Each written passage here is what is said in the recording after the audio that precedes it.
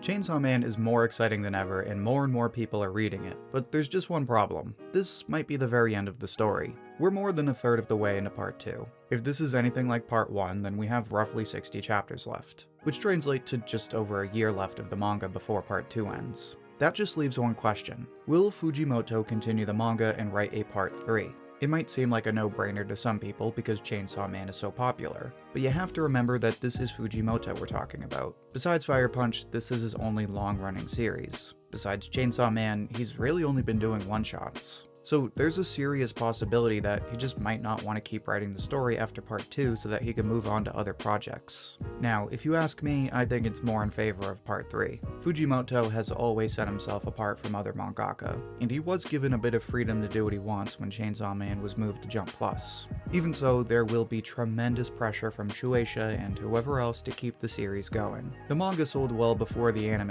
and with the anime as popular as it is, they probably want the manga to keep running so they can keep milking it for sales as long as they can. Plus, even ignoring the financial incentives, Fujimoto has already shown that he can and chooses to work on other projects and still keep Chainsaw Man going, which is why I'm fairly confident that there will be a Chainsaw Man Part 3. However, that leads us into another problem. Even if Fujimoto wants to do a part 3, there's still the obvious question of what he would write. In other words, where does he go after the end of part 2? Because it's one thing to just make a sequel, but it's another thing to actually continue the story in a way that organically follows from part 2 and doesn't feel forced. Obviously, this is pretty hard to answer at the moment since we're still very early in the story, but here are some potential obstacles to a part 3. Number 1 is the possibility that Fujimoto kills off Denji. Again, very early in the story, no way of knowing if this would ever happen. But it's always a possibility. Main characters die in the end all the time. Obviously, if Denji dies, then it would be kind of hard to continue Chainsaw Man without the Chainsaw Man.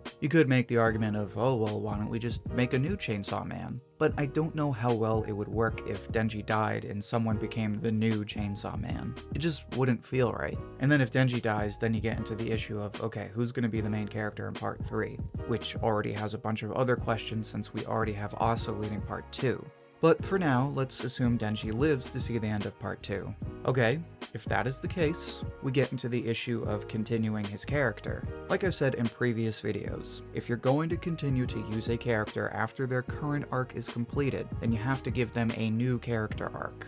Denji's arc finished in part 1. He's in some new sort of arc right now. It's early to try and define it right now, but it's clearly distinct from the identity arc he had in part 1. Assuming it finishes in part 2, then Fujimoto would have to give him a brand new one. And the issue there is that Denji has been so fleshed out at this point that it becomes kind of a struggle to continue writing his character. I mean, what do you add to a character that's been in the main focus of the story for so long?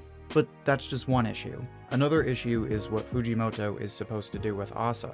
Not only is Asa currently the main character of part 2, but she is also the host of Yoru, the War Devil. The Horseman Devils are kind of a big deal, and as we're seeing right now, they're kind of important to the plot of Chainsaw Man. So we don't know what will happen exactly right now, but if we base things off of part 1, then we can at least assume that the major plot points and character arcs will be resolved. That's what happened with the plot of part 1, and that is what Fujimoto did for Denji, Aki, Power, and plenty of other characters. So it's safe to assume that whatever major questions that concern Asa and Yoru will be answered in the end of part 2, and her current arc will be resolved as well. Assuming that is the case, Fujimoto then needs to figure out what to do with her in part 3. Again, she is important to the story as the main character, as a friend love interest of Denji, and the host of the War Devil. The easy answer is to kill her off so she doesn't need to be in part 3. But then you either make Denji the main character again, or you write a brand new main character. So there's a lot to consider as far as how Fujimoto would set up part 3. But having said all that, here's the two options that I see for part 3.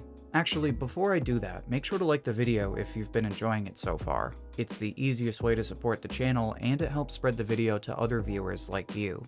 Now, the first option would be to continue the approach of part 2 and keep Denji and Asa as the sort of co-main characters of Chainsaw Man. Right off the bat, I like this approach because it means we get to keep the thematic balance of part 2. Part 1 focused more on morality and never really covered ethics. Now with Asa and Denji, we have a nice balance in the story between a focus on morality as well as on ethics. If you take one of them out of the picture, then you ruin that balance. Plus, Asa and Denji just balance each other out really well as characters, so they naturally work well together as a duo. You really shouldn't fix what isn't broken. However, then we get into all of those issues from before. How do you continue their arcs? What else do you explore? How do you keep the story fresh? If Asa and Denji were to somehow become a couple, then I could see how Part 3 explores their relationship, but you still run into the same basic problems. Now, the second option avoids this problem altogether. Number 2 is what I like to call the JoJo's approach, and it's basically what happened in Part 2. Same story, same universe, but brand new main character. And big emphasis on brand new, because the whole point is to make a character we've never seen before. In Pokemon games, you get brand new characters as the avatars. In JoJo's, they might be related, but they're brand new characters. It keeps things fresh and shows fans that this is a new story. And like those two series, you can keep the previous main characters in the story without having to completely flesh out their characters with new arcs. As far as who it should be, well, that's actually kind of a stupid question since I just said it'd be someone brand new. Quite literally someone we don't even know exists. Although to that point, you could always argue that Nayuta could be the new main character, especially with Denji being her guardian. That would mean Nayuta would be sort of like the Boruto of Chainsaw Man, and we all know how well that works out, right? Now, personally, I kinda don't see that happening. I don't really have a good reason, I just don't get main character potential vibes from her. At least right now, anyway. It's still pretty early, and we've only seen her like, I don't know, twice. But back to the brand new character thing. Like I said, it keeps things fresh, and we can still keep Denji and Asa in the story without really having to add too much more to their characters. But this presents a new struggle. What would Part 3 be about? We don't know exactly where Part 2 is headed just yet, but we are expecting some kind of war or invasion from Hell, which is some Thanos level endgame stuff. So it's kind of hard to imagine what would follow that kind of major event. With an event like that, you have to imagine a lot of the big questions in the series right now being tied up. And when you introduce a new character, that means you're telling a new story. So for example, would there be like a Super Chainsaw Man? Would there be an even scarier version of Hell called Super Hell? Would Makima come back as Golden Makima? Okay, I'm memeing on Dragon Ball, but you get the idea. It's hard to imagine what would follow a war with Hell when the series is basically all about Hell and Earth. Plus, if we keep Asa and Denji, we keep that balance of ethics and morality. If we move to a new main character, we could still keep that balance, but Fujimoto would need to add something new to account for the new character. So, at this point, here's where we are. Seeing how popular Chainsaw Man is, it's safe to assume there will be some kind of sequel to Part 2, whether it be a spin-off or an actual Part 3. But there's a serious issue of where the story would even go in Part 3 and what kind of character would lead that new story. So here's where I'd like your input. Would Part 3 keep the formula of Part 2, or would it be led by a brand new character? Share your thoughts and see what everyone else has to say down in the comments. I'll pick my favorite and share it as comment of the week on my community tab. And if you'd like another Chainsaw Man discussion like this one, then make sure to check out my recent video on Power. In that video, I discuss why and how Power will return in Part 2. You can find it in the playlist linked right here. Until then, thank you for watching, and I hope to hear from you soon.